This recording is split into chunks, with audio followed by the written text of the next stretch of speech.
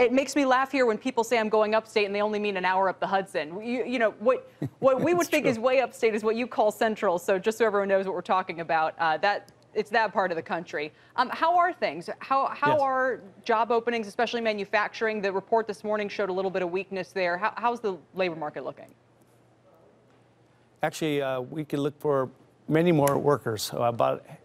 Almost all my members have a 5 to 10% job opening. High-skilled labor is in short supply and great demand, and we're having a very good time over here in central New York, actually. What kinds of industries are having trouble finding workers?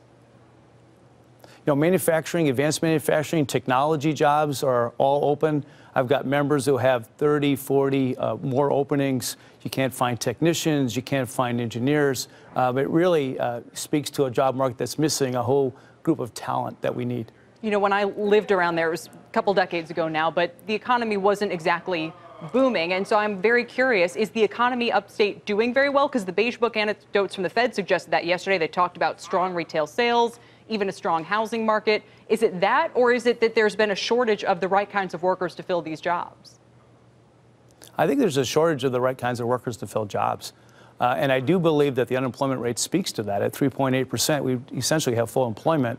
We need people to get back into the workforce if they've been out, or those who are underemployed to upskill their job skills so that they can go to work in these high-demand, high-paying jobs. And what would be some ways of doing so? So if you've got a company looking for 30 or 40 workers, I mean, where are they going? Are they looking to universities? Are we talking about trying to get young people, older people who have left the labor force? It's all the above, actually. What we need is young people coming out of high school going into technical jobs. Sometimes it's a 2-year degree. We need current workers to upgrade their skills. We run an apprenticeship program at MACNY, and others are doing it so that current workers can move up in the skill chain. And we need greater awareness of these STEM jobs that are out there. And so I do think we're in a time period where we need people to upskill jobs, and we're going to continue to see strong demand for jobs. Any slowdown, any impact you're seeing from the trade wars, the tariffs that we've had? And now, look, I don't know what's going to happen. Maybe we're getting 25% tariffs coming from China if we can't figure things out. Is that having an impact? Well, in some industries it is. Obviously, the supply chain is being impacted. I don't think we've seen the full impact yet. But I'm a strong believer now is the time to have these conversations, especially bilaterally with China. We've got to solve these challenges so we can continue to grow our economy and continue to be a global player. It's challenging in the short term, and I have seen some impacts, but I'm still a believer that we have to deal with these issues. And finally, Randy, are we talking about 6-figure jobs for some of these openings? Just give me a sense.